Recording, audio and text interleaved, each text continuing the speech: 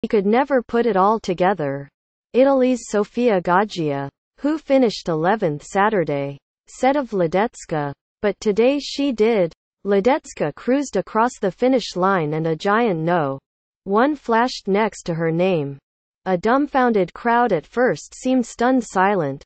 Veith said, "My first reaction was, is this possible?" The crowd began to cheer, growing louder every few seconds. Ledecka remained still and did not react, waiting for the scoreboard correction. Advertisement continue reading the main story. Nothing was happening, and everybody was screaming. Ledecka said afterward, her time did not change, and she remained at the top of the leaderboard.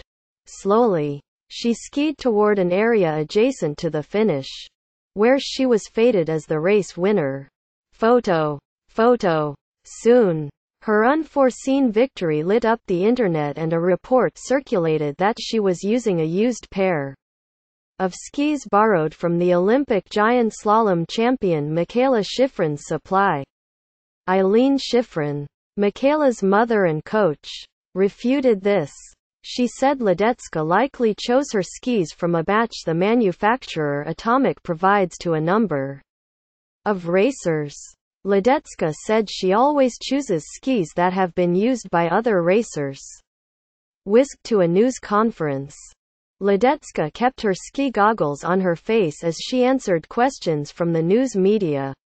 Asked why she did not remove her goggles, she giggled and answered, "Because I was not as prepared as the other girls that would be at the ceremony." Then she explained that she did not have on any makeup. Newsletter sign up. Continue reading the main story. Please verify you're not a robot by clicking the box. Invalid email address. Please re-enter. You must select a newsletter to subscribe to.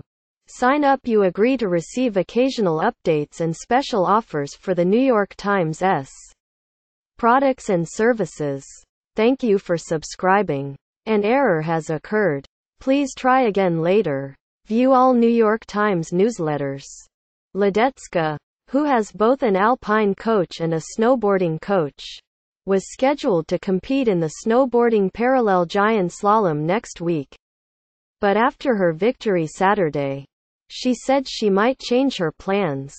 "Maybe my skiing coach will be a little bit pushy after today," she said. Ledecka could also enter Wednesday's alpine downhill.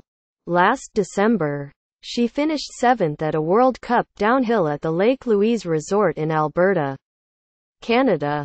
Throughout her news conference, Ledecka seemed less astounded that a ski racer who splits her time on the snowboarding pro circuit could win an Olympic alpine gold medal than her inquisitors.